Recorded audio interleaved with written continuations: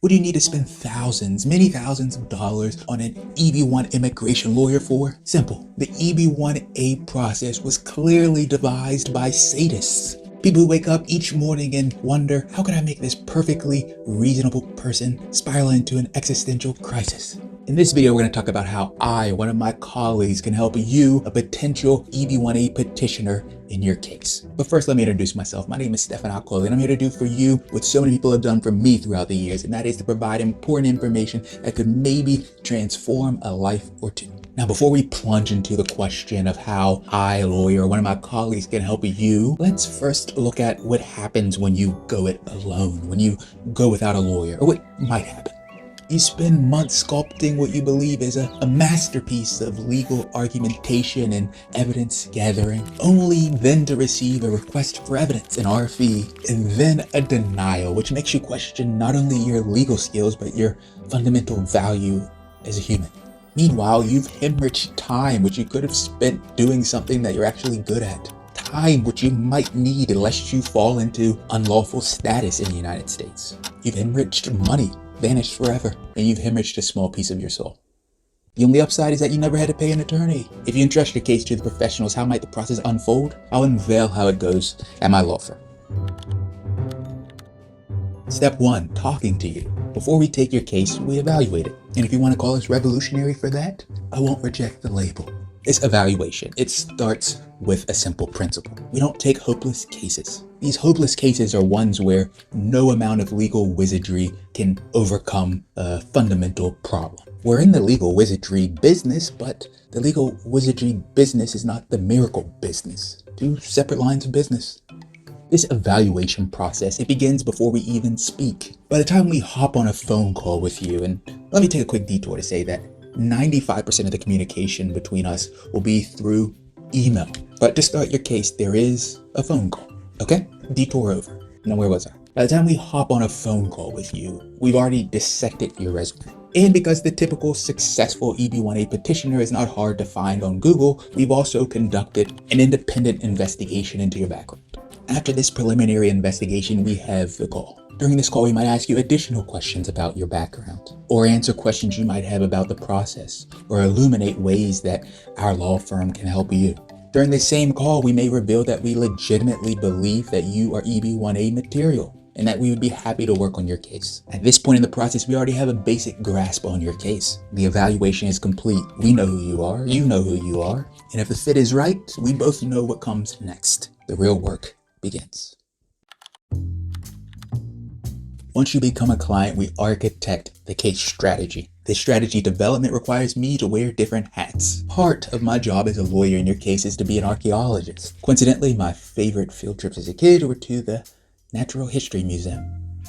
As a legal archaeologist, my job is to excavate important facts, important evidence, important testimonial reference letters, and arrange them in a way that is so compelling that even USCIS would struggle not to concede that you have extraordinary ability. But where exactly do I dig and what exactly do I hunt for? That's where strategic planning comes in. The strategic planning process involves crystallizing a strategy by answering many questions. Questions like, what's the case theme? This theme will largely shape your case. It's so important. How will we define your area of extraordinary ability? What will we call it? Will we define it broadly? Will we define it narrowly? Which of the EB-1A criteria will we target? How will we satisfy each? In other words, what facts will we deploy? What factors will we target to show that you are among the small percentage at the top of your field? What factors will we leverage to show that you have sustained national or international acclaim? What facts will we use? What will USCIS counter arguments likely be? And why are they misguided? This preparation is important. This question is important to position your case so that we're ready to respond to any potential requests for evidence that USCIS may issue down the line. What previously decided cases, public cases, will we lean on? What formulations or statements or phrasings of the law from those cases might we embrace? What's the plan for getting all the necessary documents and information, including documents that you might not possess? What's the plan for doing that efficiently? These questions represent just the beginning. There's a lot more that might infuse a case strategy. I should also mention that this strategy is not static. It evolves as new evidence surfaces. This behind-the-scenes strategic work, the planning, the evolving plan, most people never see it happen. They're never aware of it happening. But it's the difference between a case that merely hopes for approval and one that builds systematically and efficiently toward approval. And now archaeology begins. Step 3, gathering evidence, proving you're extraordinary to USCIS. The evidence gathering begins with a customized roadmap. We'll give you a list, customized to your case, different from everyone else's lists, which means your friend who also thinks she's extraordinary can't just copy your list. And you shouldn't just copy theirs. Doesn't make sense to. Customized list is a request for certain information and documents from you. From this list, you'll provide what documents you have, assuming they don't carry coffee stains.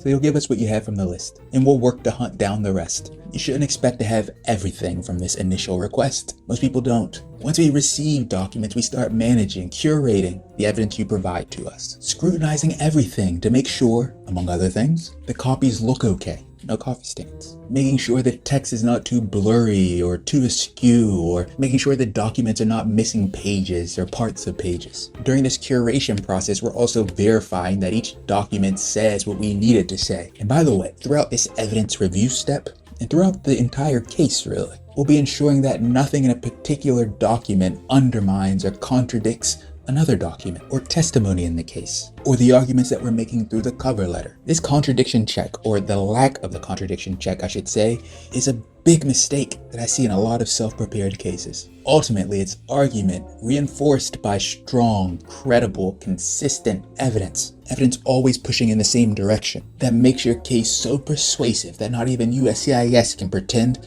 that the case does not move it.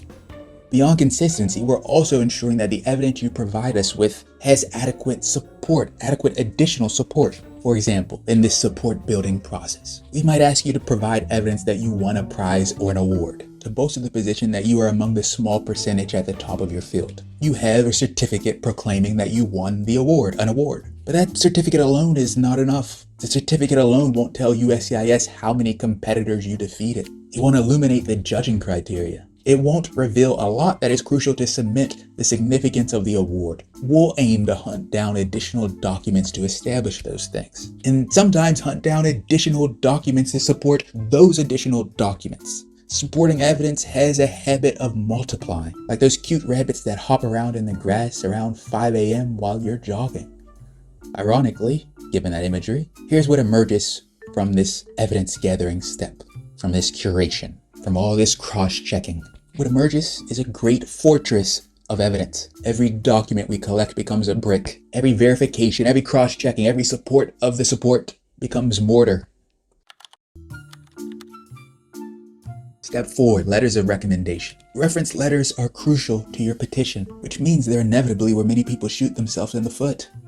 We're here to shield you from such unfortunate incidents. We help you sidestep this particular sort of self-sabotage. Our protection strategy, you can call it that, I suppose. It involves, in line with the case strategy, it involves helping you select appropriate reference letter writers. Letter writers who don't just brandish some impressive title. If your network of qualified writers falls short, we'll pursue people for you. Once we identify the right writers, we collaborate with them to produce effective letters. These effective letters are not shallow praise fests that sound like they were written by someone who owes you money. They're also not letters from prestigious people in other fields who really have no idea what it is you do. And they're definitely not letters that just sound like generic legal drivel.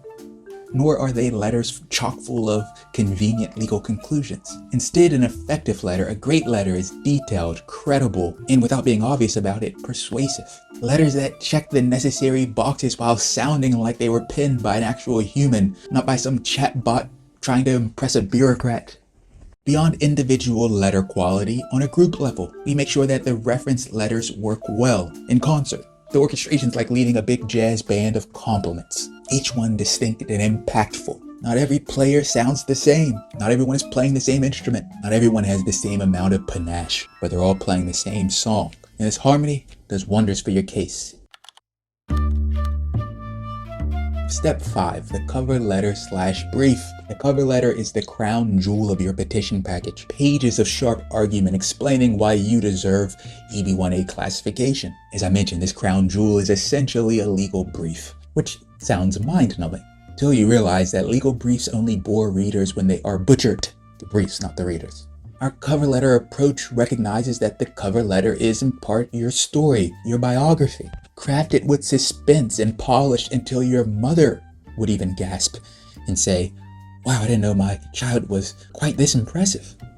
Our cover letter addresses each EB-1A criteria that the case strategy deems relevant. With detailed analysis, it weaves in legal precedent, sometimes comparing your facts to the facts in the legal precedent. It preemptively and subtly diffuses your case's potential weaknesses. It builds your credibility. And throughout the reference letter, every single claim is supported by a specific citation to the evidence, or to the law, or to USCIS policy.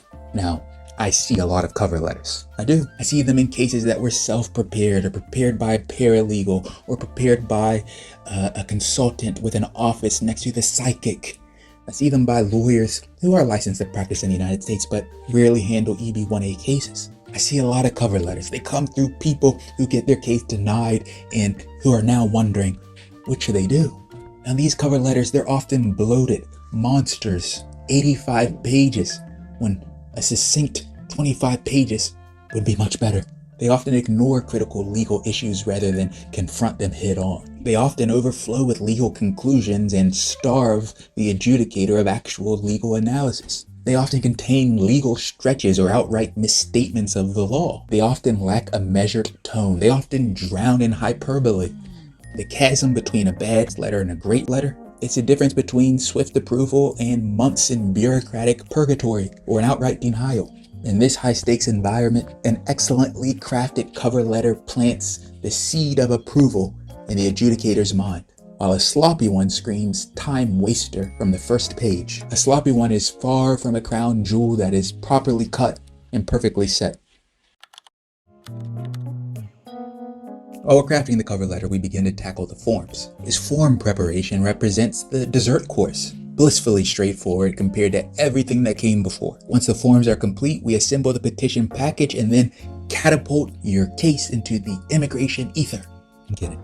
In reality, we mail your petition to USCIS slightly less interest. After mailing, the waiting begins. Sometimes a quick approval results. However, at other times, USCIS will send a request for evidence, an RFE. And these RFEs do happen. They do come even in well-prepared cases. When RFEs come in, we deal with them on your behalf. Remember, we prepared for them back in the strategy step. Ultimately, we've been extremely successful in handling EB-1A cases. And if we accept your case, we fully expect your case will succeed. And that's a process from evaluation to approval, from wondering if you're extraordinary to proving it beyond question. From that first call where we size each other up to the final notification from USCIS that your petition has been approved. A notification signifying that you are among the small percentage at the top of your field.